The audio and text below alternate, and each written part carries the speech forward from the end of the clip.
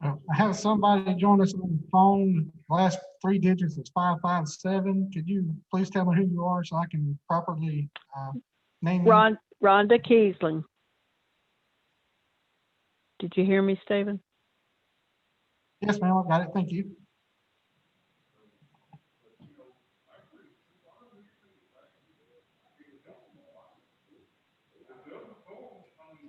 I have someone else on the phone. Last three digits are 030. Could you please tell me who you are?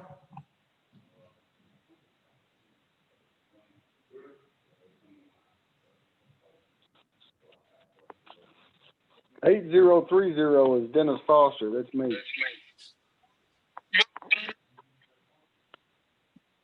Yes.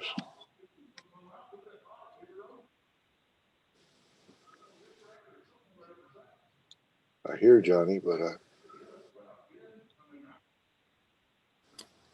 we see you, David. okay. Thank you, Sam. You're welcome. I've got you written down. You're here. All righty.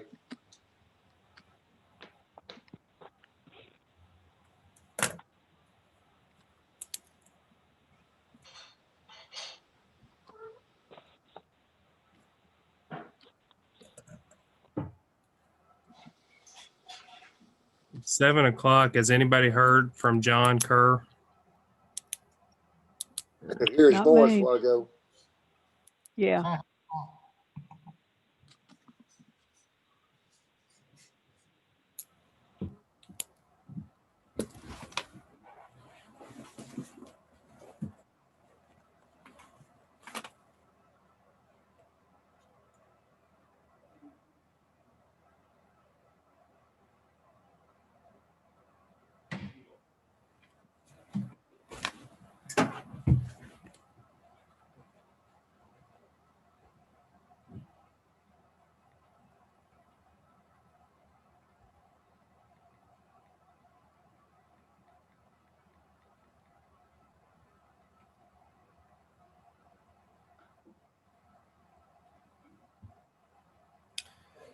All right.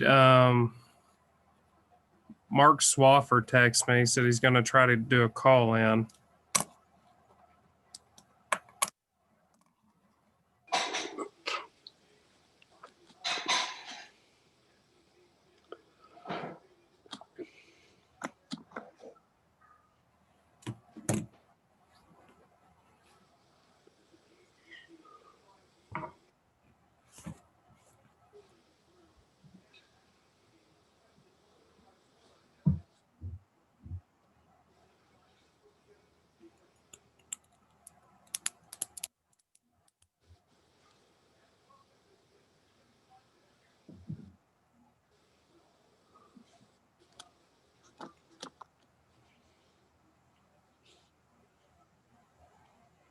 Can you hear us?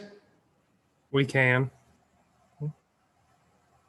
I just said I thought Mr. Swafford already called in. There was a phone number of 030. The person identified themselves, and I had a little trouble hearing, but I thought it was Mr. Swafford.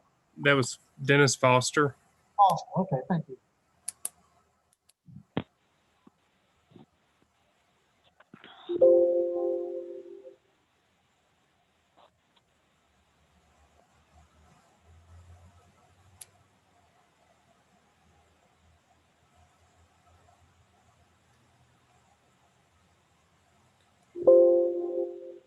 So I have 6 present at the moment.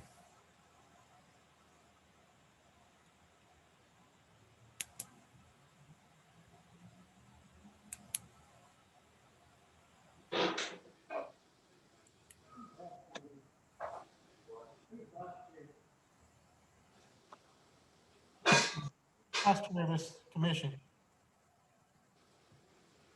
I think it's Mr. Nallner, isn't it? Yeah, David Nollner's here.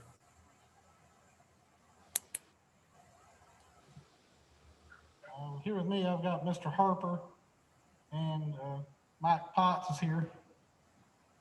Myself, there's no other members of the commission or the public present at the courthouse.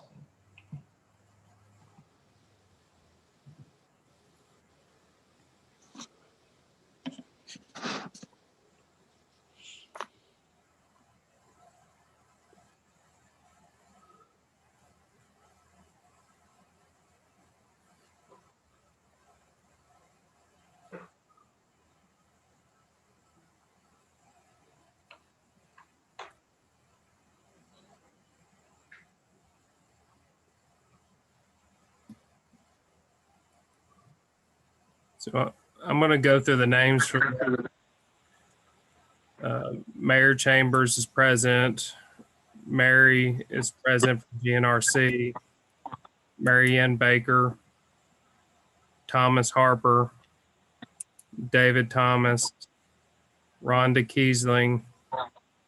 Dennis Foster. David Nollner. And then Mike Potts is present for his request for rezoning. And I, the building official, Samuel Edwards, is present. John Kerr's present. Okay, John, you got it, John.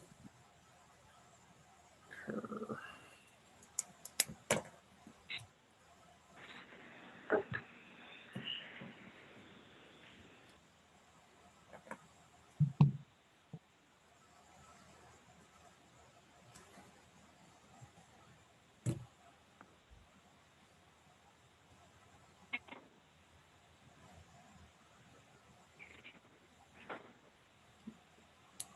All right, it's Is everybody able to see the? Can everybody see the screen share of the planning commission? Yes. Yes. I can't. My phone said Savari. It was the wrong address. But I'll do it on the phone. It's okay. I emailed the slides out to everybody, so if you want to go back and check, you can look.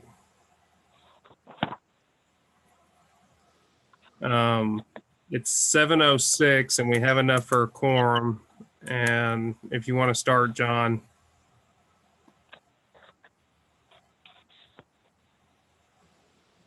Yeah, that's fine.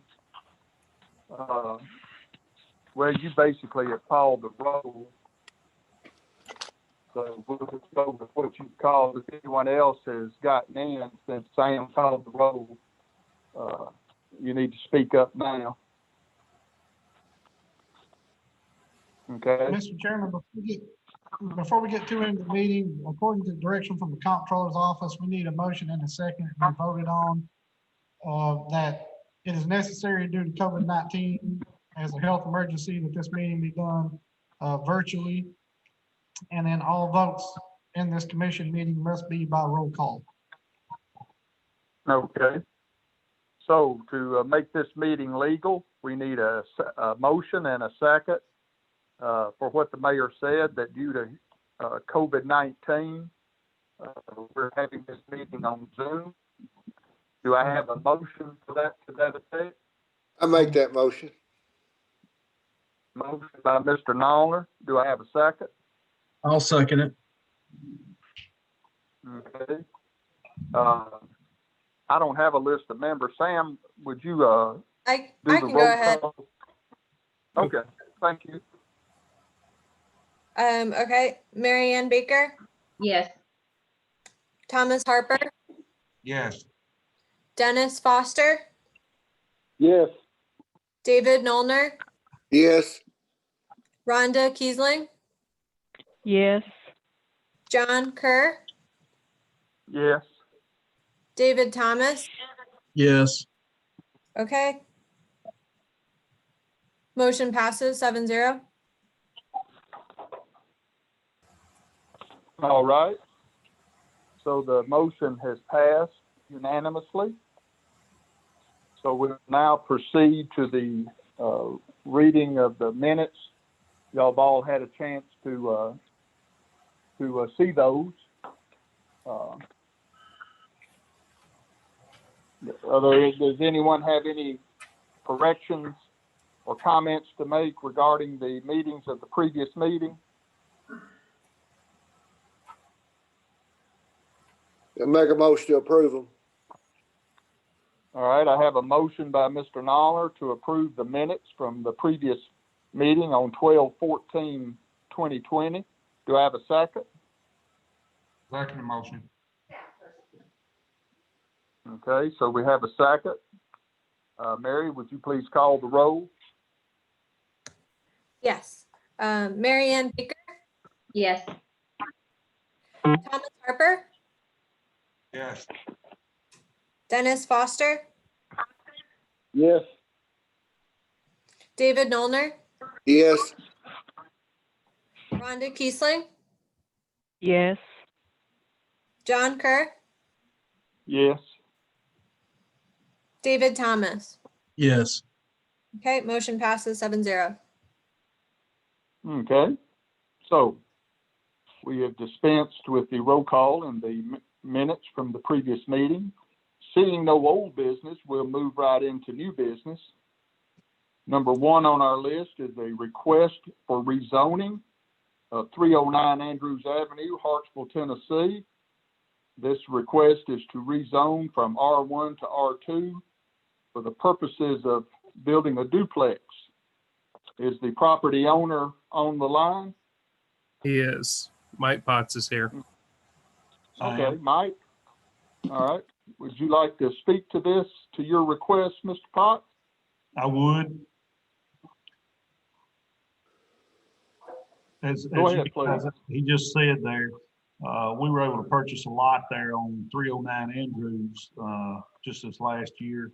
And what we'd like to do with that is right now it's all grown up, of course, clean it up, clean the entire lot up, but then go back with a multifamily residence there on that property. Right now it's zoned R1.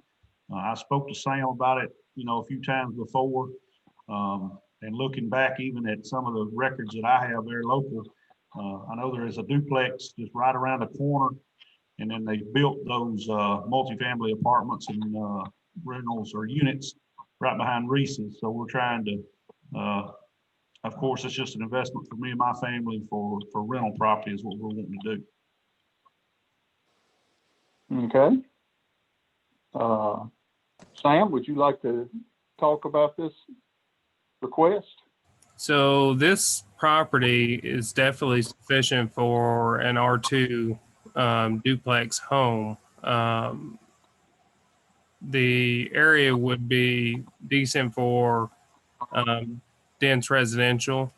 And speaking to Mike Potts over the last couple of days, we were going to present a question to the Planning Commission on whether they would consider doing R3. I told him that would be up to the Planning Commission to decide if that would be feasible. If not, then we're going to stick with the request for R2. And if I could, I would entertain, the only reason that we brought that forward was the lot had an existing basement style home on it. So at the front of the lot is already dug out and prepared for a basement style dwelling.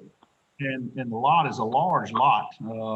I'm not sure years past if they combined 2 lots in that area or what, but it has a large flat area in the back. So what we were wanting to do is put 2 units on the upper story that would face Andrews Avenue and 2 units in the lower story that would face the rear of the lot. So you'd have access to the top stories in the front and you'd have access to the lower stories in the back. So just looking at 4 units if possible. But like I told Sam, I really didn't even think about that till my wife and my mother is actually the ones that brought it forth and thought about it. So it would make better use of the property. And there's plenty of room there. I can't remember exactly how many square feet we measured, but it was several. It's a large lot for that area of town. I'm measuring now. Let me see. So per my measurement on the lot, just using the tax assessor, looks like it was about 16,500 square foot. So sure that it would be enough space for more than 1 duplex dwelling unit with the current zoning. For the R2 requires 9,000 square foot for a duplex, just under what would be needed for more than 1 duplex. It doesn't qualify for more than 1, is what you're saying? Yeah, just based on my measurement from looking at online and measuring. So it's not totally accurate, but it looks like it's about 16,500 square foot to me. That's about the measurement that I got. Let me see what the ordinance states. The ordinance requires 9,000 square foot for a duplex dwelling unit in R2. No, I was looking for multi-residential. It's in R3. Commercial zoning. Control 3. Mr. Potts, I have a question.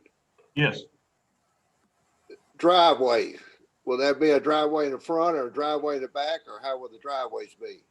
the way we have it, and I'll be glad to make a drawing and render a drawing, but with the two like we have, I think the setbacks, if I'm not mistaken, is 75 feet on that ordinance and on that zoning.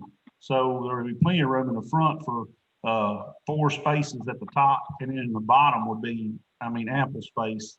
There's actually, I'm going to say it's nearly 70 feet or more behind the building to the rear property line, and maybe even more like 100. It's a deep spot.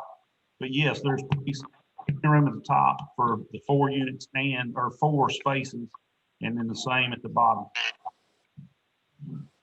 Okay. So under R3 zoning, jumping back in here, you're required to have 10,800 square foot for a multifamily dwelling. And it'd be 3,600 square foot per dwelling unit. So it'd be about, It's 14,400. pardon? It's 14,400 square feet for 4 units, Correct. which it meets that. Okay. If it- Mary, since you're looking at your stuff, Sam, are you through, Sam?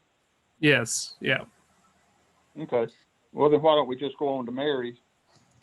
Okay. Is it possible to switch back to the slides with my staff comments? If not, I can just read from my staff comments. Just wanted. Give me just a moment. Can you see them? We can. Yeah, they're on the slides too. If the slides, I don't know where the slides went, but that's okay. I had to switch off the slides to get to that other view. So I Okay, can just no worries. Just was jump over to the not sure what would be easier for everyone to see. But the property is located centrally in the Hartsville Urban Services District. The surrounding properties are all zoned R1, low density residential. The property is not in a special flood area and is not identified as having any significant steep slopes. There's an 8-inch water line along Andrews Avenue in this area. I wasn't able to determine if the property is currently served by sewer. That would need to be. It is. I lived on that road for many, many years. Okay. The major thoroughfare plan does not identify Andrews Avenue as material or collector. And the plan identifies the subject properties within the Hartsville Urban Services District and a planned growth area. So R1, the current zoning is designed to provide suitable areas for low density residential development characterized by an open appearance. The R2, the district that's the request is to rezone to. This district is designed to provide suitable areas for low to medium density residential development where appropriate urban services and facilities are provided or where the extension of such services and facilities will be physically and economically facilitated. Generally, these districts are characterized by single and 2-family detached structures and other such accessory structures. So the R2 zoning district permits by right detached single-family and duplex dwellings, as well as group homes, essential services, and accessory structures. The following types of uses would be permitted by such special exception, possibly if requirements are met.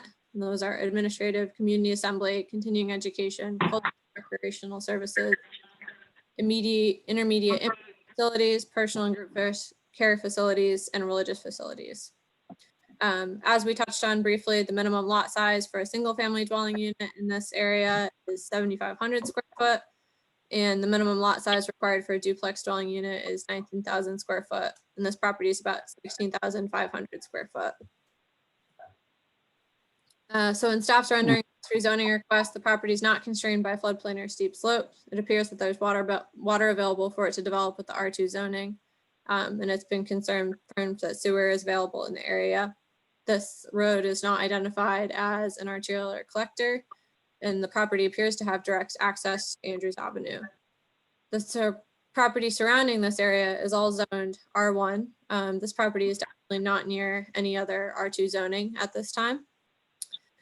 The property, however, is within the Hartsville Urban Services District, where the land use plan indicates that more high density growth is expected.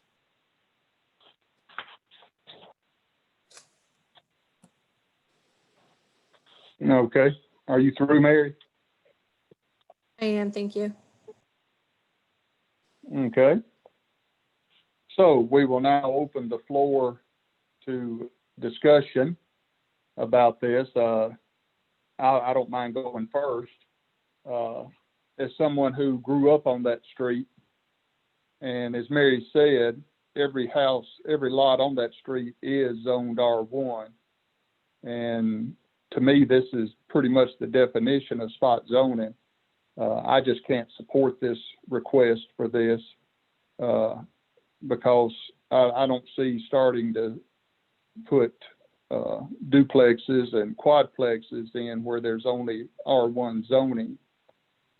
That's my opinion. So I open the floor for anyone else to speak. Well, this is Rhonda. I had a problem with it because we have turned someone else down a few years ago. Do you remember that, John? Want Yes, to ma'am. do this on Hilltop. You Yes, know, ma'am. so I want to be consistent. That's the only reason I would have a problem with it is we need to treat everybody alike if we can. I agree. We turned that request down. We also turned one down out by the elementary school for the same Yeah. reason. Mm-hmm. Probably, I'm thinking not this past year, but year before last. Yeah, that would be right. Mhm. Yeah. Okay. Rhonda, do you have any more comments? No, Okay. Would any other member like to speak? John, this is Dennis Foster. I just agree that it would appear to be spot zoning. Okay, Mr. Foster, thank you. Anyone else?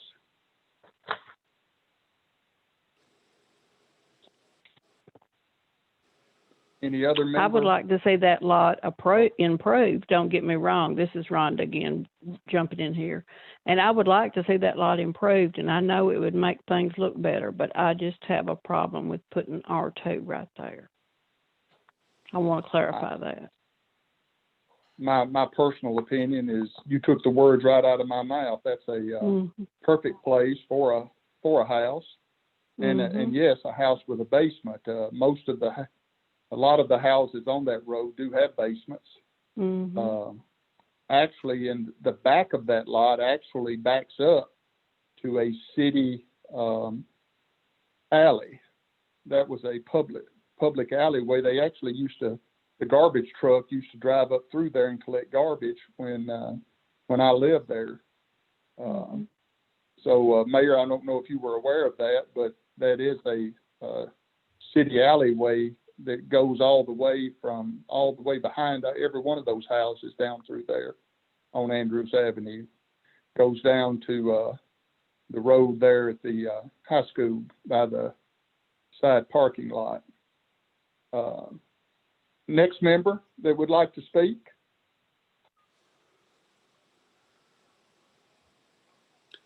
No one else? All right, so what we have, I'm sorry, go ahead.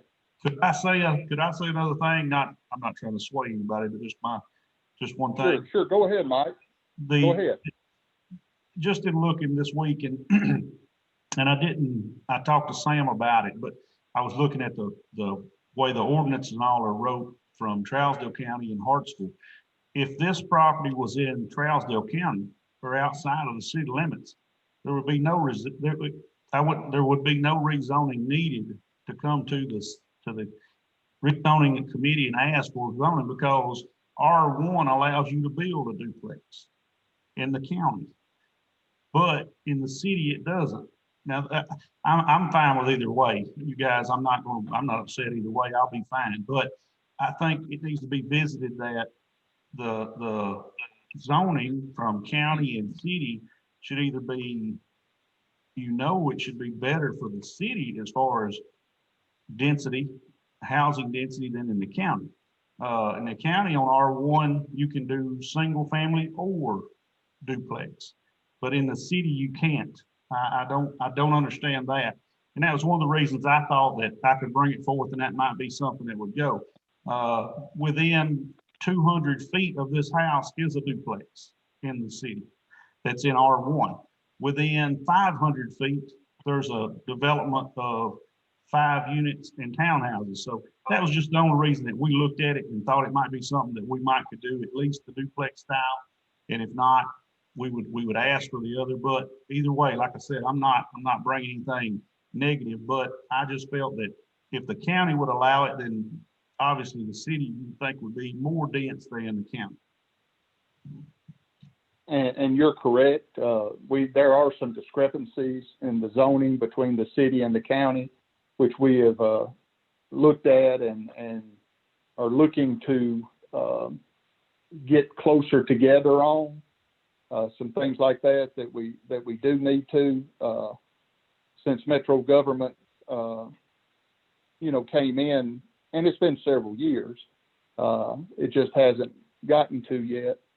The duplex Mike's referring to that's within 200 feet of there is behind the house that I grew up in, and it actually was built before the city of Hartsville even had zoning. It's been there for 1960. Hold on. 1963. Yeah, because it was there when we moved there. So, or right about the time it was built, right about the time my family moved to the house, which is right beside it, facing Andrews Avenue. So it's been there a really, really, really long time. Okay. Sam, do you have anything else you'd like to say about this? It would fit a duplex, but it's not my decision on zoning. It probably would be spot zoning, but I would also mention that the house that we were discussing, the zone on Planters Avenue, 125, technically we should rezone it to get it proper. Right now, a duplex should not be sitting there. And yes, it is grandfathered in, but we need to match zoning for use. And I would say you're exactly correct on that. Mary, do you have anything else? I don't have additional staff comments. I will say that I think before, we have a motion and a second or anything, we need to make sure we just leave a little bit of time for public comment. I don't have an additional, but just make sure we open it. I'm very appreciative that you reminded me of that. That's one of the things I guess we tend to forget when we're having meetings this way. Are there any other Are there any other comments from any members of the Planning Commission? Okay. At this time, if there are any comments that any one that's joining us on the meeting from the general public would like to give, please identify yourself and then go ahead with your comments at this time.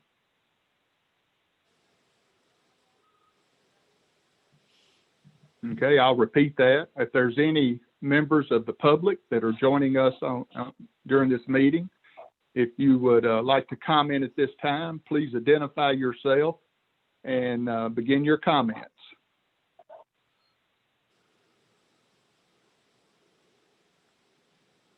Okay, I'll do that one other time. If there are any members of the public that are joining us in this meeting that have comments they'd like to make about this issue, please identify yourself and go ahead with your comments.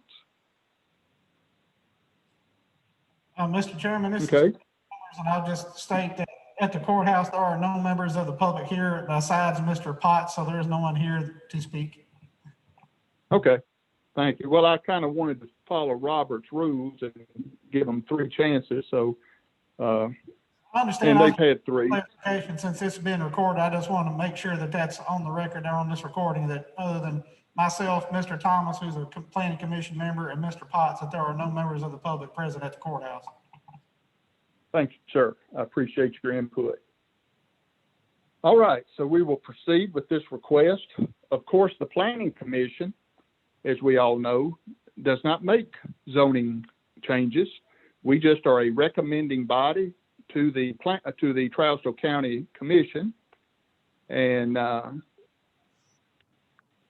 so our choices are to either someone to make a motion to send this to the County Commission with an approval from the Planning Commission, or to send this to the County Commission with a non-approval,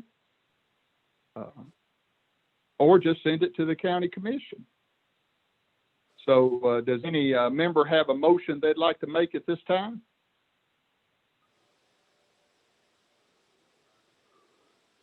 I'd like to make a motion with a negative approval for this rezoning.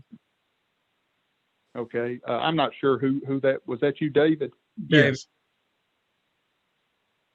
Okay, Mary, did you get that? Yes, David would like to make a motion to Not rezone this. give a recommendation Okay. denial to the commission, the county commission. Right. All right.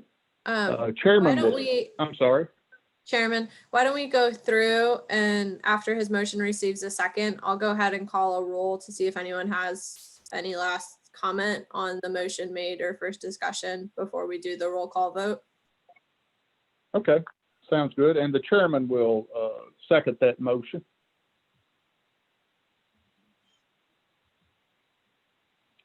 Okay, So members, Over. Mary's going to go through and see if there's any other comments or questions.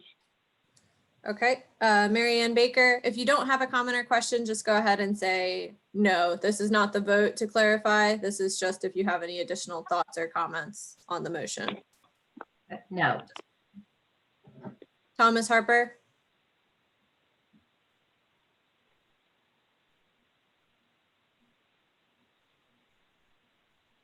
Wake up, Tom. Dennis Foster, No. David Nollner, No, Rhonda Kiesling, No. John Kerr, No. and David Thomas. No. Okay, so there's a motion and a second to give a recommendation of denial to the county commission on this rezoning. I'll go ahead and do the roll call vote now. Mary Ann Baker, Yes. Thomas Harper, Yes. Dennis Foster, Yes. David Nollner, yes, Rhonda Kiesling, Yes. John Kerr, Yes. and David Thomas. Yes. Okay, the recommendation of denial will proceed with the rezoning, 7-0.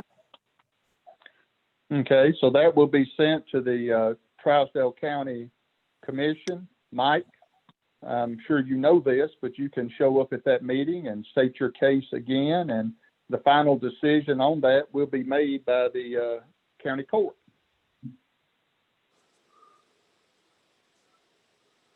And you can get with, well, you probably know when they meet, but you could get with Sam and he could tell you when that would be brought up. Thank you very much. I Okay. appreciate Yes, sir. Okay, I guess we're ready now for our next item on the agenda, which is a discussion time for sidewalks. At our December meeting, we talked about the possible need to begin to require sidewalks. And I'll kind of go ahead and start with the discussion, if that's okay. It seems like we seem to be getting more and more subdivisions, and I actually expect us to get more with the new postal regulations requiring community boxes. I'm not sure if that's the legal name for them, but that's kind of what I call them. Community mailboxes all in one area. I feel that a subdivision should provide a safe pathway for residents to get their mail. And that's why, that was my thinking with why I wanted to bring this item up for discussion, to talk about some things, some items with sidewalks that we could send to the county court. Again, my main concern with it is safety. I don't think you should have to pull up in a vehicle to a pull-off to get your mail. Somebody may be like myself and be retired, and I walk to my mailbox, and I think that we should provide residents in those subdivisions with a very safe and secure pathway to retrieve their mail, and also for kids to ride bikes on out of the street and just things like that. But again, my main concern was the safety with getting mail and things like that. Any other member have a comment? I agree with that, John, and I think they look good. I think they dress up a neighborhood too. Okay. This is David Noner. I agree. I think at least have one on the side that the post boxes are on. At least have one sidewalk anyway for them, to people to walk down to the and walk back, and then cross the road at their house. Okay. This is Anyone David else have Thomas. comments? Is Yes, this sir. something that we could have added to like the road construction and have it added as a, as a part of the road right of way maybe? Well, Yeah. David, I think Mary can clear this up better, but I would think it would need to be added to the subdivision regulations. But Mary, could you comment on that? Yeah, I mean, you could ask for it to be included in the right of way of the road. As far as like construction requirement standards, it wouldn't be necessarily a part of your road construction standards. You'd have something separate for the sidewalk construction standards. I sent you all a few examples of the sidewalk requirements with the staff comments. I don't know if you were able to take a look at those at all. But I also broke them down for us to discuss a little bit more in depthly this evening. If you all don't mind me going through and giving an overview of some of the considerations for sidewalk requirements. Please go ahead. Okay, on the screen now, and I'm not sure, Sam, is you in control or Mayor Chambers?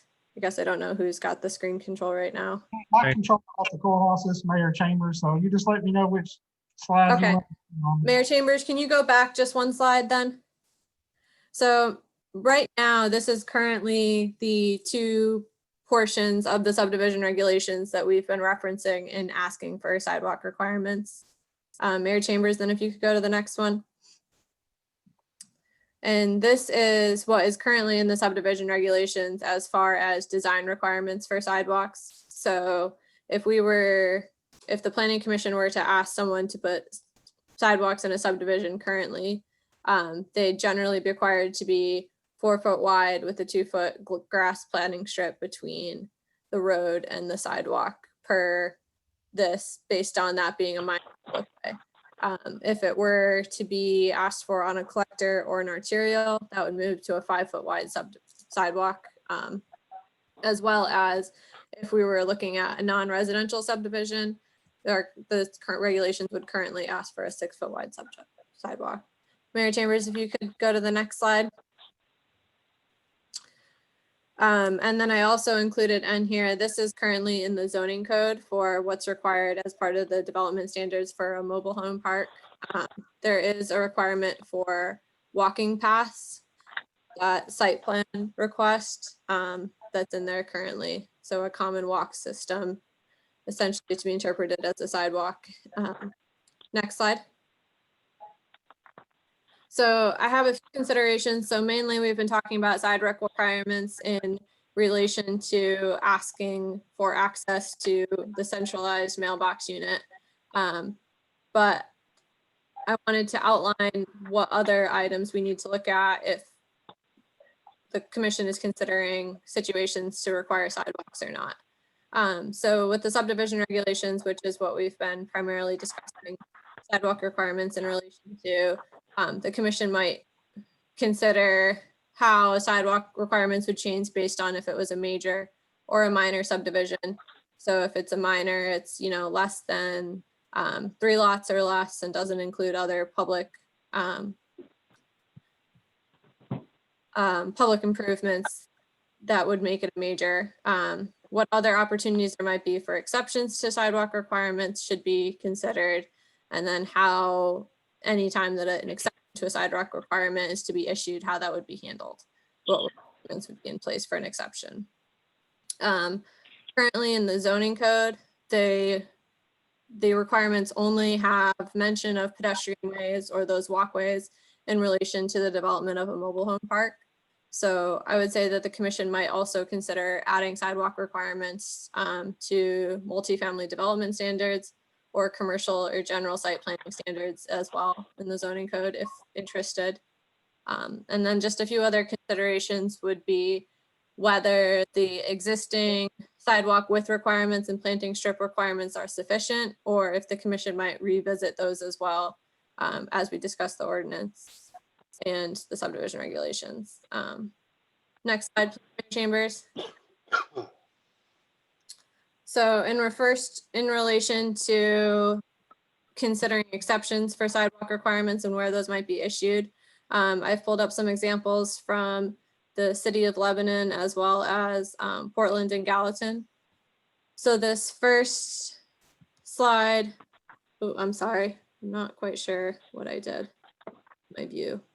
So this first slide is from Lebanon, and in the city of Lebanon, they consider sidewalks to be required along existing streets and on both sides of all new streets within subdivision developments. And the only exception to that being for a residential subdivision on an existing road where there's 2 lots or less, where there's not currently sidewalks in the immediate vicinity, and where it's not anticipated that sidewalks will extend in that area in the future. And that last bit, the city of Lebanon actually has a situation set up where if the commission decides that they do not want sidewalks, they can require the developer to pay into a payment in lieu of sidewalks fund. So that's a little bit more extensive. Next slide, please. Oh, I think 2 went by, maybe not. No, I guess not. Next one, thanks. So this is more of the city of Lebanon ordinance or subdivision regulations.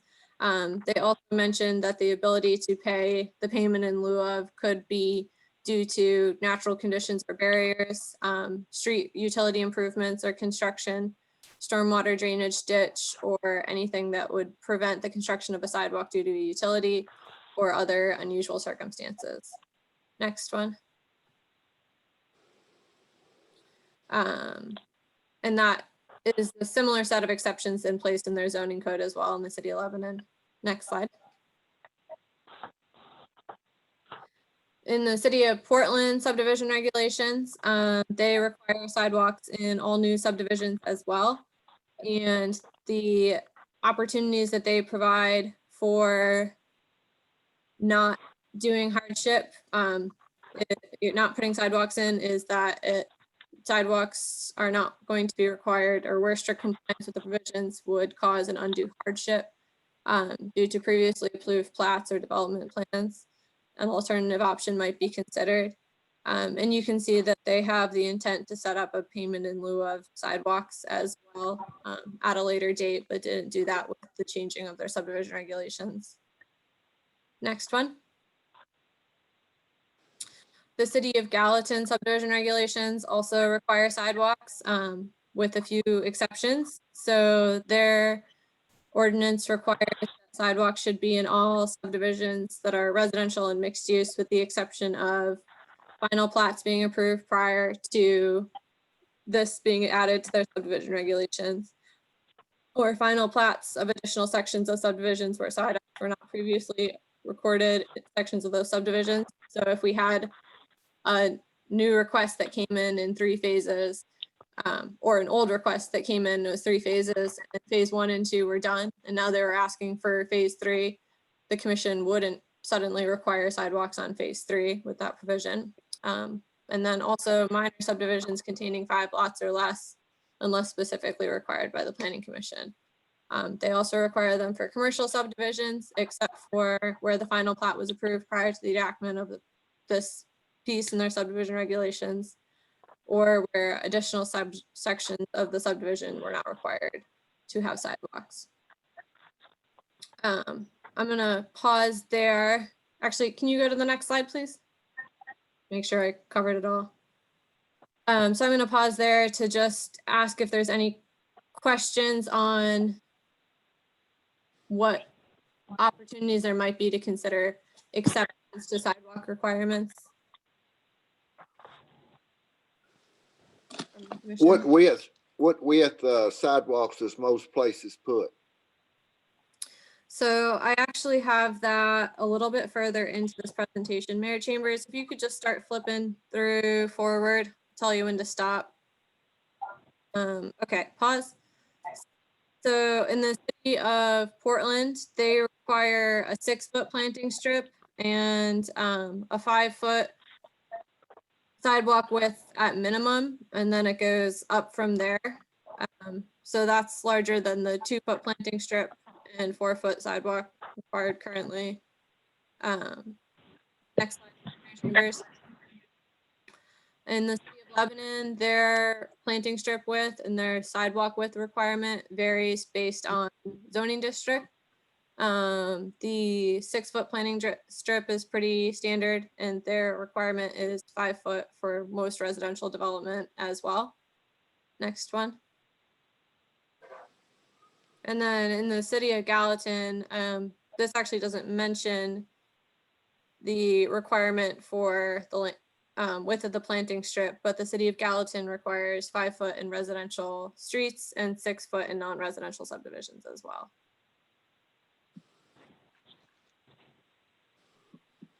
Thank you. Okay. Mayor Chambers, do you mind going back to that one that said site plan standards?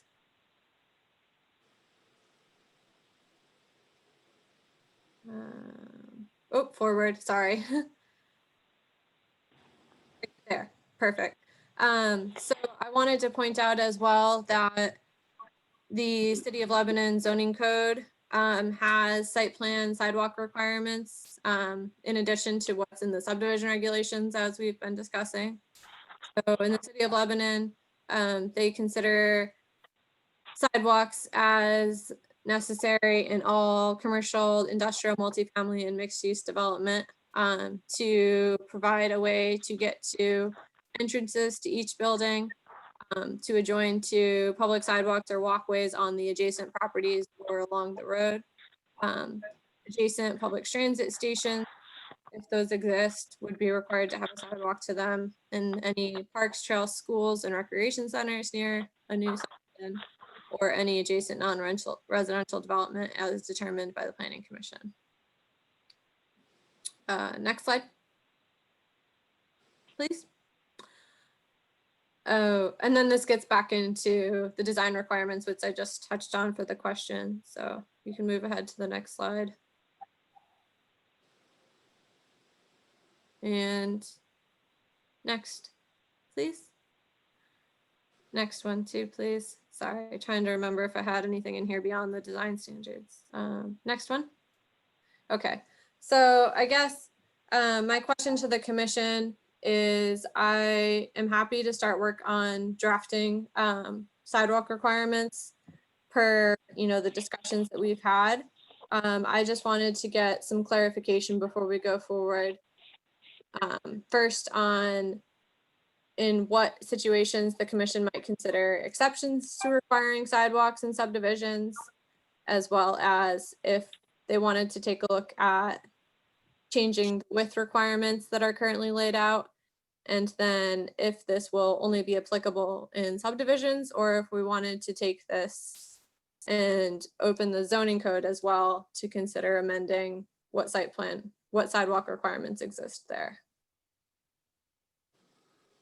Okay. Thank you, Mary. Very good job there.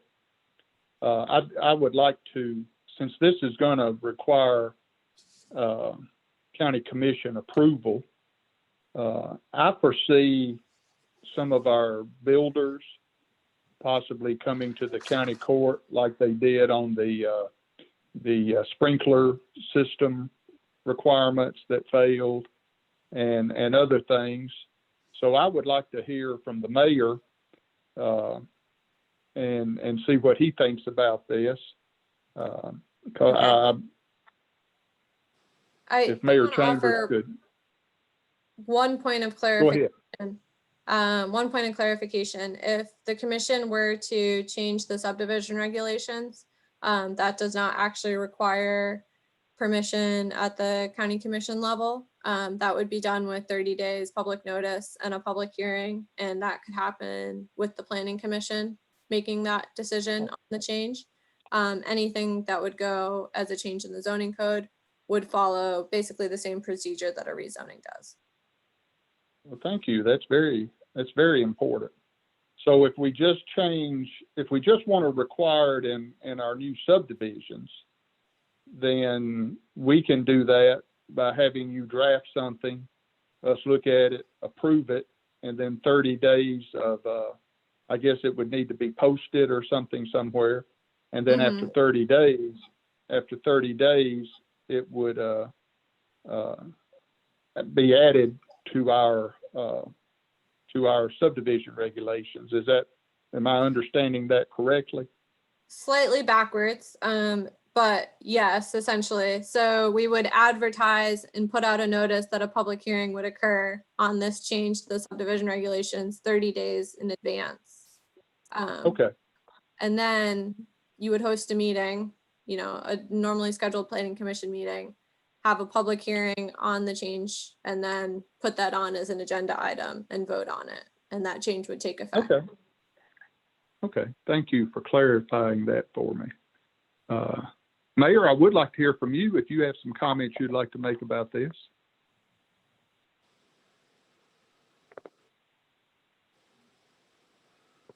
Sorry about that. We have a little bit of issue here.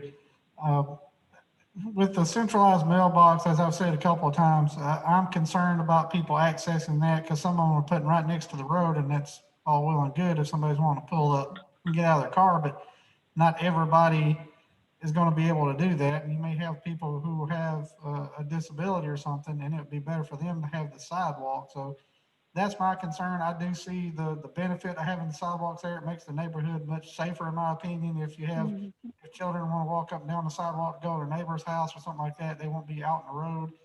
So I do see benefits of it. I do think you are going to get pushback from the developers, and I anticipate that. But that's what you have the 30-day notice period for, and then the public hearing, and then that'll be in front of the commission. But I do see the benefits of it. I know a lot of communities or cities around us already have that in their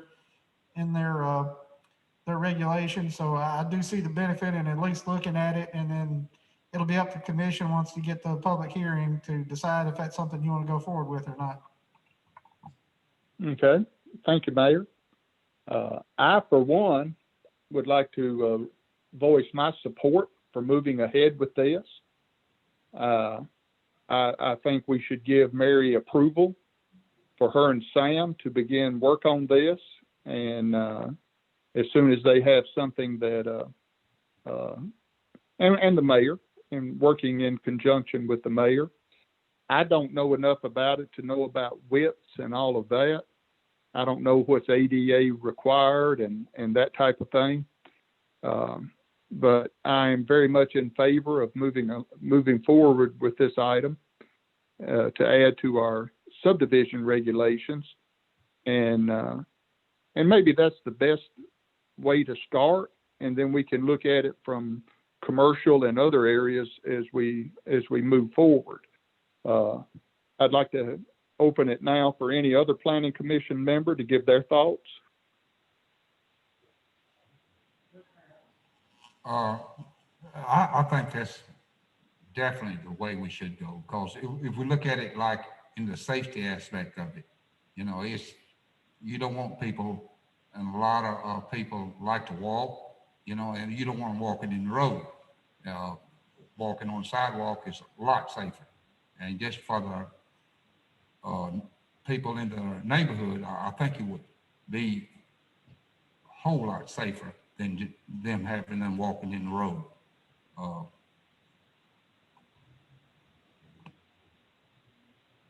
This is David. I like the idea that at least it'd be at least 5 feet or more. I don't think less than 5 feet.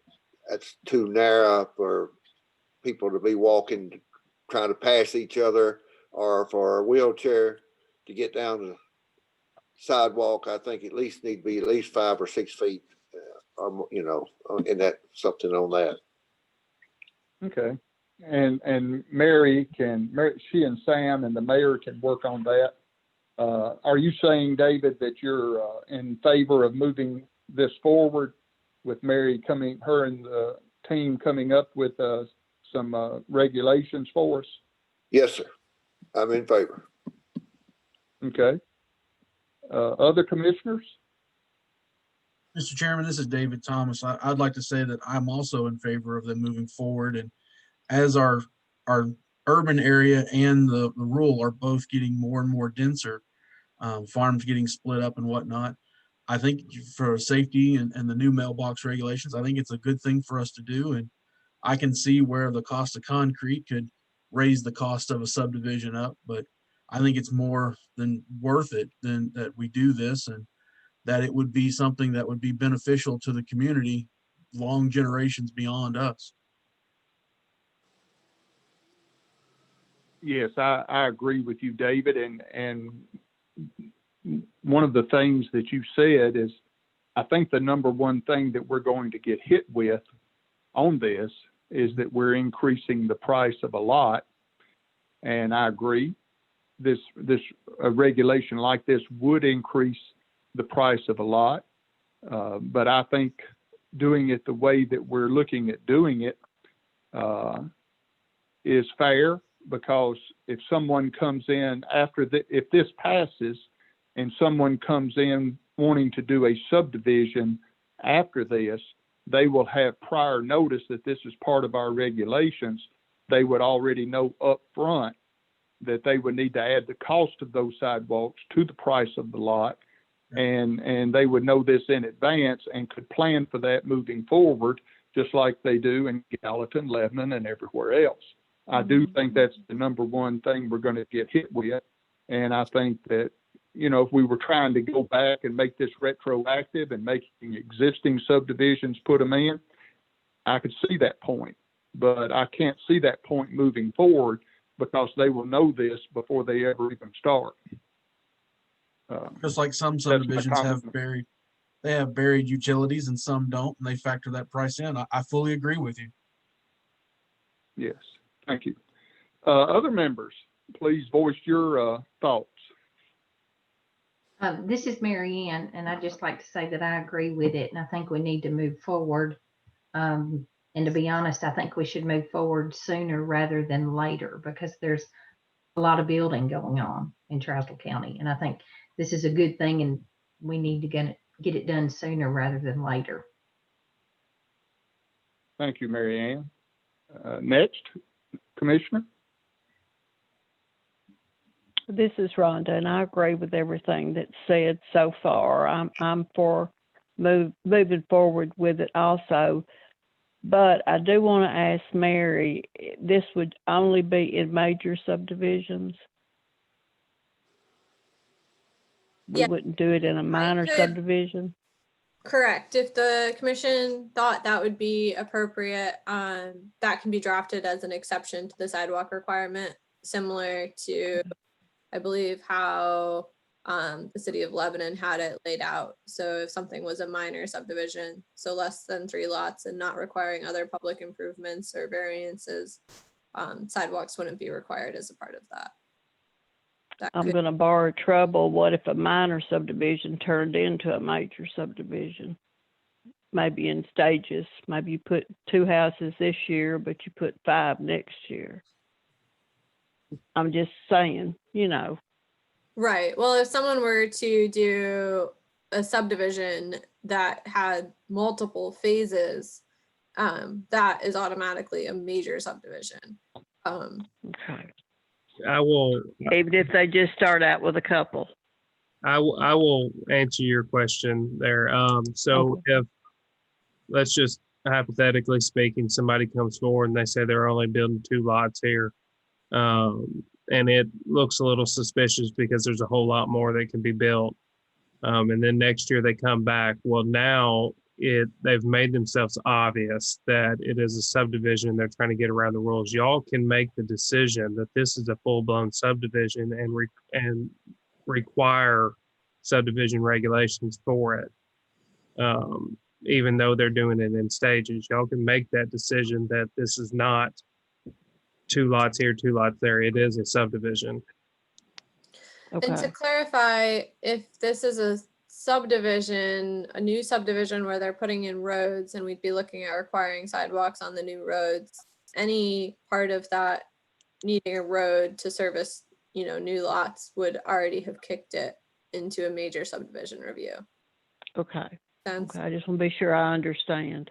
So there's one out on Browning Branch that Right. is going in, that's going in 2 houses at a time. That can be considered a major subdivision, even though they're doing 2 houses every other year. Mhm. That's what I had in mind Right, when I well- asked that question. So for that one, they're not necessarily doing any other public improvements right now, correct? No, So no, they're not. because they're not adding any public improvements, that's still reviewed as a minor subdivision. So until they're, Okay. creating a road or adding a utility line, extending, sewer or water, then it's still going to be reviewed only as a minor subdivision, Okay. just making. But That Mayor, answers my question. Mhm. Okay, yeah, that's a very, very good question, Rhonda. And I'm just sitting here thinking, I thought of one too.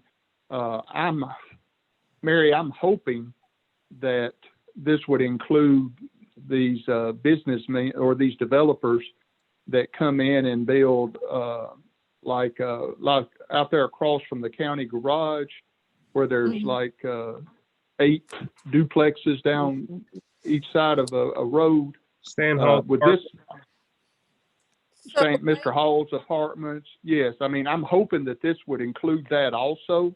Am I correct in assuming that, Mary, or would we need to add something different since that may be considered commercial? Right. So that would be then handled by a requirement in the zoning code. If we're referring to a development that was done through a site plan, I'm not sure which development this is off the top of my head, but if it's more than one dwelling unit on one lot, then it was done through a site plan. So if the zoning code were amended to require sidewalks as part of the multifamily or group home development standards, then that sort of development would require sidewalks. But are you saying that to do it in those areas would require the Trousdale County Commission to pass that? Correct, yes. So anything that would be a Okay. change. So at this point, changing the subdivision regulations and just doing that at the planning commission level, you're only requiring sidewalks when you're reviewing a major subdivision, essentially. So anything that's more than 3 lots and needs a public improvement. To apply that to any other commercial or multifamily or mobile home park development, that sort of thing, you would need to make an amendment in the zoning code, because those sort of developments don't usually include any kind of subdivision of the land. Okay. Well, see, my thinking is the postal codes are gonna affect those developments the same way. There's gonna be a centralized post office box Yeah. receptacle. And again, one of my biggest concerns is the safety of the individuals living there to have safe access for their mail and things like that. So I consider that just as important as I do a subdivision. And I'm willing to send something like that on to the county court. I guess I've thrown another monkey wrench into this thing, guys. Now we're talking about two different things, but what do y'all think about that? So all new subdivisions are required to have a centralized postal box.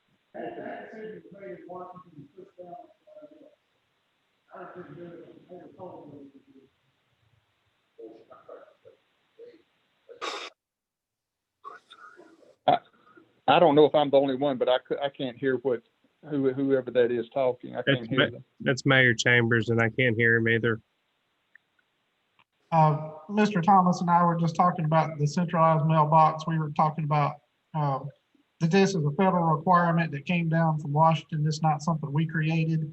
So we were just talking about how that's going to be perceived. And as I was telling Mr. Thomas that our local post office has no input on it. It was just created and pushed down, and this is just the way it is. Oh, I agree. I think, and I understand that, keep a person from having to stop 10 times when they can just stop once. Yes, I think we all understand that. But again, I'm looking at it as much from a safety aspect, if not more. I know the aesthetics of it is great and everything. It looks good in a subdivision, but I would like us to discuss having it in these commercial areas where you've got multiple family duplexes or things like that. Also having safe access to their mailboxes. I may be the only one. Please, y'all speak up. No, you're not the only one, Johnny. In those areas too, because you're gonna have kids that's playing in the streets instead of playing on the sidewalks, And I think it's all comes down to safety. And some of your major cities now are having to go back now, and I think they're having to foot the bill to install sidewalks in some of these neighborhoods that earlier codes probably didn't require. So I think we are on the right track of requiring sidewalks in the subdivision. It makes the subdivision nice. The fellows are gonna push back on far as making the lots higher, though, but anybody buying a house he'd rather buy one with a sidewalk with it. And if they want to walk, you have to walk in the middle of the street, on the side of the street. I agree, and you're right. Cities are having to go back and do this. If you look at if you've heard on the news, the mayor of Nashville has proposed, I think it's like a 1.6 billion traffic plan or transit plan, and a lot of that money is going to adding sidewalks in Nashville. And other members, would you like to speak about the commercial aspect of that? I agree that it ought to be in either one, commercial or residential. It ought to be for sidewalks needs to be in every subdivision, no matter what kind it is. But you're saying on anything going forward, we won't go back to the last ones built and make them do it, will we? No, they would. My opinion is those would be grandfathered. Yes. Yeah. That's my opinion. Yeah. Okay, then I'm okay with that. That's what I was saying at the beginning. By doing it this way, anyone wanting to create a development like that, whether it be a subdivision or one of these with a lot of rental units, they know that before they ever start. What would we do about the ones behind Piggly Wiggly, the townhouses? Well, they've already been approved. They've been approved. We can't do anything there, can we? I don't think so. I mean, again, I'm looking at it moving Going forward, Okay. now if they have to have a site plan change or come in with a new site plan with a whole new plan, that's a different story, Okay. Mm-hmm. Okay, then Okay. I'm okay with that. Going forward with commercial apartment buildings and townhouses require a sidewalk. I'm okay Yeah, with that. that's my opinion. Other members, please speak up. This is Mary Ann. I agree with that moving forward, all of them should have it. Okay. Anyone else?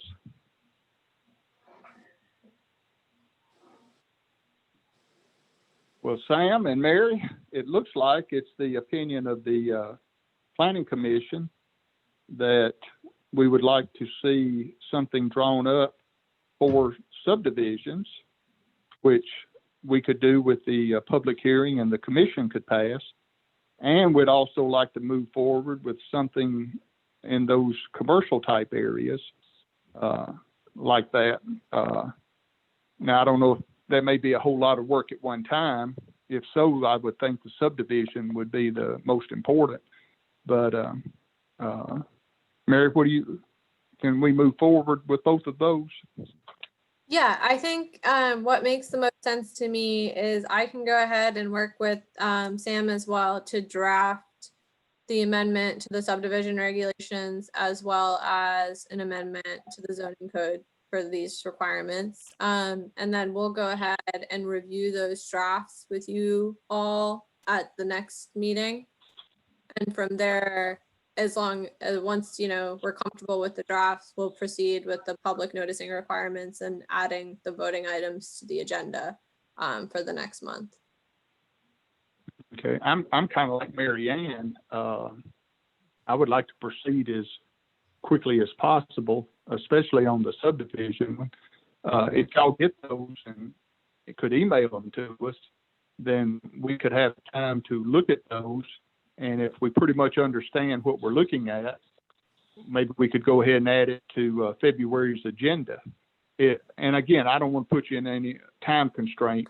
If we need to. This is less my time constraint, more we just have to make sure because of the length of time required, Sam would have to let me know ahead of time how much time he needs to put it in the paper, to get it in the paper for 30 days before the February meeting. No, I didn't mean the final. I didn't mean the final to have the public hearing. I'm Sure. I'm good with that in March.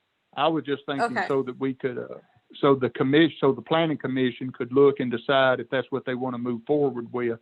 Then we could put it up for a public hearing in March. Oh, okay. Yeah, it can be ready before the February meeting, a draft amendment for you all to look at before February for sure. Okay. We can make sure, that we have an advertisement out 30 days in advance of the March meeting.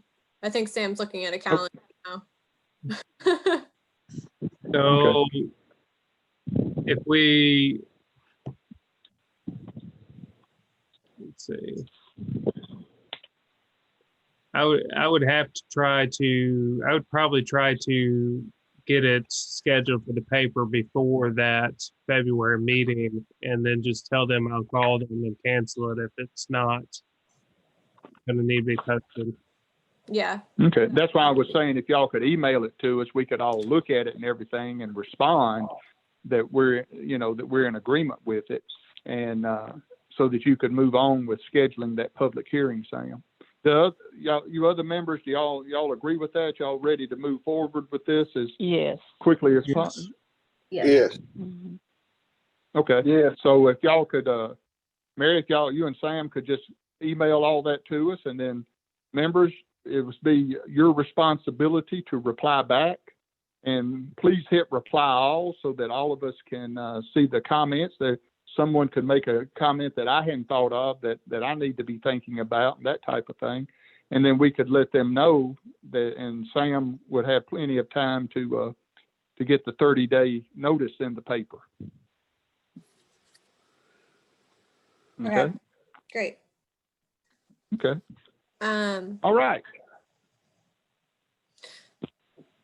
Do we want to proceed the second discussion item? I had an example for this as well for the commission to take a look at.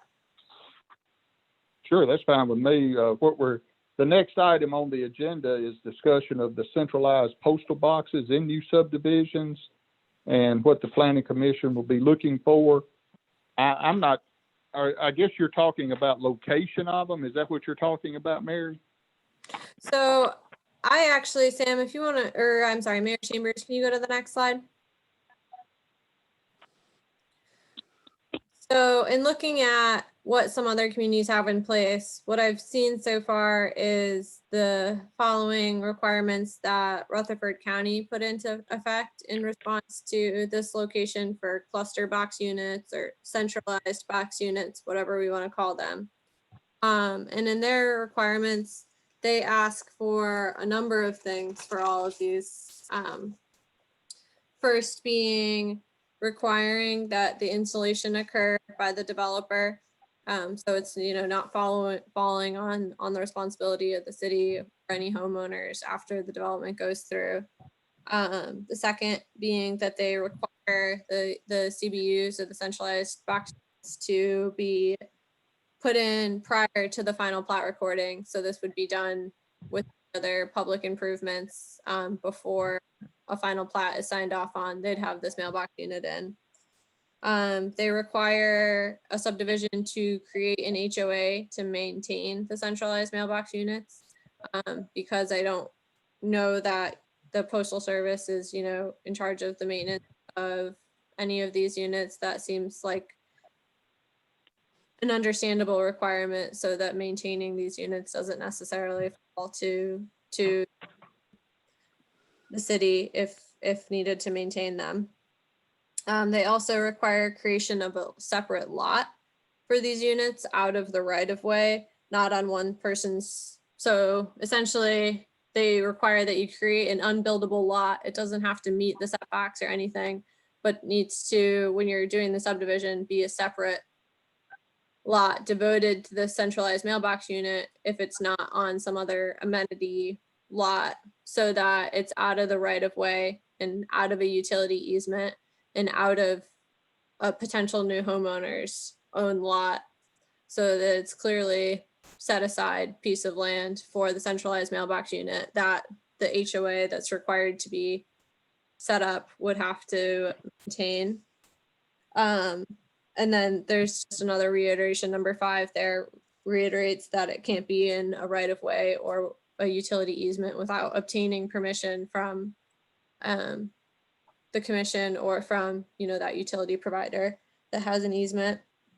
It requires that they be outside the vision triangle to not obstruct traffic. So I think that gets into our discussion on location of these and whether it's, in somewhere you need to be able to see to turn a corner or pull out into another lane of traffic.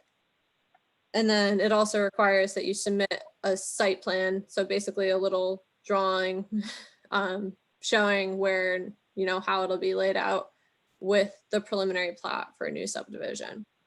So I kind of thought this was a good example of what all the commission might consider starting to look at for requirements. I think this has been something that we haven't really been sure what to look for in the past 2 months that this has come up. And it's been kind of difficult to decide how they should be cited. And honestly, I hadn't even thought to bring up whether it would be in the right of way and it would be an issue and fall to the city, or who would maintain them in the future. So I thought this was a good example of an ordinance that Rutherford County put into place to bring up for the commission to consider. I think that's excellent. I never thought about all the things, like just thinking about it. There in Lewis's subdivision there by the First Baptist Church, if somebody, a truck or just something runs into that mailbox, it's not up to the city, it's not up to the county to fix that. The developer's not going to fix it, especially if they've been gone. That's going to be up to the homeowners, and they probably don't even realize that. Those that are living there now probably don't even realize that. So, It's the same kind of thought, right? Like you don't think about it, but if your mailbox gets hit now by, I grew up in upstate New York, so our mailbox got hit every other month by a snowplow in the winter, and we had to replace it every month. So, it's not out of question to see these mailboxes getting knocked over or hit or broken somehow, for sure. yeah, it's not a matter of if, it's probably a matter of when. Mm-hmm. You're exactly right. And one of who was talking about that, is there's something that need to be put before the builders to establish a homeowner association or something to repair these things when they do get hit. Right. And I know that's a foreign, that's a foreign subject to most Southerners, but that's the only way that these subdivisions could handle that. If it's in a commercial area, then the owner of the property would have to take care of it. So it's really more of a subdivision issue. Am I right, Mary? Right. Yeah. This particular set of regulations is really aimed at the subdivision situation we've been talking about. Yeah. For a commercial property, it's less of a concern because there's usually, one property owner that'll be kind of handling it. But right. Well, now, Mary, would this process be the same as the sidewalks? Would we come up with our regulations, give 30 days to for people to look at it, have a public hearing, and then we pass it? Is that the same process? so if this was included as part of the subdivision regulations, yes. This particular ordinance from Rutherford County is actually in their zoning code. So I would like to do a little bit more research myself to figure out what place this would best fit in the regulations. If this is something that can be in the subdivision regulations or should be in the zoning code. But I can do that as well this month if this is something the commission is interested in, and share that draft after Sam and I talk about it. Well, Mr. guys, Chairman? I'm in favor of Mary looking at that. What do y'all think? Well, Mr. Chairman, I'm wondering if Yes, it sir. wouldn't be more than just in our subdivision regulations, since if we were to take up what Rutherford County had done, where it's actually having you really subdivide a little piece of land for the mailbox. I mean, there's things to be considered as far as what regulations. I mean, does the post office already have regulations on how those need to be set up? And then do we just forgive the property tax that would be on that? Granted, small, but still owed. I can't answer that, especially about the property tax. I may or may know more about that than I would, but I would think, since this is common now in all areas, the postal, like the mayor said, the post office is requiring this everywhere, that this is something that everybody's dealing with. Mayor, could you speak to the tax issue on that? Or is it too new for? I would probably follow up with the county attorney, but my initial opinion is probably that if there's going to be a homeowners association, that piece of property would go into the name of the homeowners association. Right. Makes sense.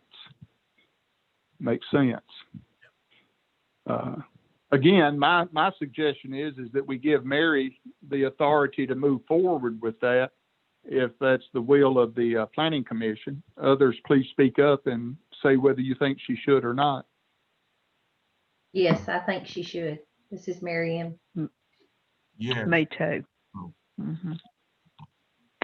Me too. Me too. Okay. Mary, I believe you've got another job. Got a full If month. anyone have read those or postal service on those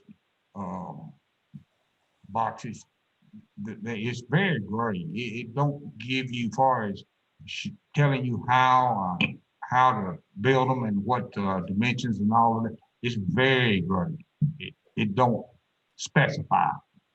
So the centralized postal boxes, they come in a kit. Whether you put brick around it or you actually use the stand that it comes with, it's up to you. But it comes in a kit where there's a post and then there's the box that the box mounts to the post. Now, some of these subdivisions like Beasley's, they're breaking them into really nice boxes. But if you look at Jeans out on Hunting Hills, 231. yeah, Mhm. it's on the post that comes with it. So I guess they leave it up to you to decide on how fancy you want it, but it comes pre-set on the dimensions that it's supposed to be and how high off the ground it's supposed to be. I'm sure it's just like mailboxes at Home Depot and everything. They're approved by the post office, and the consumer just gets one that's approved by the postal service and put it up. And I would assume, like I put mine up, you know. Mary? Yes, then this amendment, these requirements would deal less with those kind of citing things as far as height, as well as, look and that kind of thing wouldn't really be dealt with in this amendment. This would be more looking at requiring them to, create a lot in a HOA to maintain it. I think the post office has a set of standards for. They do. I have it in the office that I offer to the builders. Yeah, in my opinion, it wouldn't be necessary to add additional regulation to what the post office already requires as far as height and, build of those postal boxes. This is just a way to ensure continuous improvement and, maintenance Right. of boxes. Sam, are you aware if Little Gene and them have an HOA down there, or are they just don't know that they're responsible for that? So currently, I've never been told by Little Gene that there is an HOA. I will be asking him tomorrow about this topic and see what he says about it. I don't know of any HOA other than the new townhomes that just went in, and the single family homes we're about to get behind Piggly Wiggly or Foodland. Sorry, my apology. They're going to have an HOA. And then the gentleman that came last month down there off Sulphur College, he was wanting an HOA too. Well, he is, and I believe that was mainly because of the road, but either way, that's neither here nor there now. He'll need one postal box regardless. Right. Okay. Well, Mary, please move forward with that. I believe everybody's in agreement with that. If you and Sam, you're also, of course, and y'all move forward with that. I think we look forward to what y'all come up with. Any questions for Mary or Sam, or any comments about this before we move on? No, let's move on. Do what? Did you say David, something, Mr. Nolan? David said move on. Getting to his bedtime, I believe. Okay. Well, we'll move on with the agenda. The chairman does not have a report to give. So next on the agenda is report from the building inspector. Sam? So usually this is my slow time of the year where I can catch up on paperwork, but we've had a extreme uptick in inspections. We had a low spot on inspections and permits being pulled last month, which was extremely odd. But this month, the inspections have blown up. I've been rarely getting back to the office before closing time, and complaints have picked up. Now that I got my assistant in the office, not only have complaints picked up coming in, I've been sending out lots of letters to catch up on all the past complaints that have been put in. And I'm working on fixing one right now that's about 4 years old. But I am able to get out there and work through these complaints now. So I'm sure the public's going to be happy about it. Good. We have some potential businesses coming in down at the nuclear plant, which is good news. Hopefully it'll bring in jobs. So we'll wait and see how that turns out. Okay. Anything else? That's the big news right now is more businesses coming and more houses going up. Well, I think it sounds like another year of, for what Trousdale County would consider a boom. Mary, do you have anything in closing you'd like to tell us? The only items I have are just a couple of reminders. I'm still waiting on about 4 commissioners to just send me a note letting me know that they've completed the 4 hours of training. If you need the materials that I sent out again, if you need those links, let me know. I'm happy to send those. And then the second would be, I sent out a while ago the conflict of interest, the ethics reporting form that needs to be completed for the state online before January 31st. I'll send that link again as a reminder, but I think Mr. Walker just sent it out to this week, but just a reminder to complete that form. Yes, and y'all may be like me. I got a letter from the state about that last week. Yeah, you should. I didn't. Go ahead. That's all. I was just going to say the state should have sent something to you, but yeah, also they did. So everybody should have received that online, and probably you got something in the mail. And if this happens to be new to anybody, it's really, once you do it, if you'll just save it to your computer, then you can just go in there and update it each year and then send it in. So it's really not that bad, other than the first time you do it. But so please get those in, because that is a requirement of holding this office. Mayor, do you have any closing comments? I'll just update the commission that DTC Communications is going to be running fiber optic broadband into the Providence community on the south side of the river. So they got a grant to do that. They're looking to have that project completed sometime in either the fall or winter of this year or sometime early next year. So we're really excited about that. That will not go into the Beasley Bend area. They hope to get to that sometime in the future, but right now they do. We'll be going into pretty much everything, like I said, south of the river for Providence. So we're really excited about that. And just to follow up on the businesses out of PowerCom, there are some potential businesses looking out there. It's still in the very early stages. It looks promising, but then again, like I said, it's very early stages, and hopefully we will be able to get that, and it'll be a couple hundred jobs if we can get that in. So excited about that as well, but like I said, just in the very early stages there. That would be great. A couple of hundred jobs is huge for Trousdale County. So that's awesome. Any other member have any closing comments before we adjourn? All right. Well, hopefully the COVID numbers will be down and we can meet in person in February. I'm glad that we did it safely this time. Numbers seem to be going up. I encourage everyone, when you get the opportunity, to get the vaccine.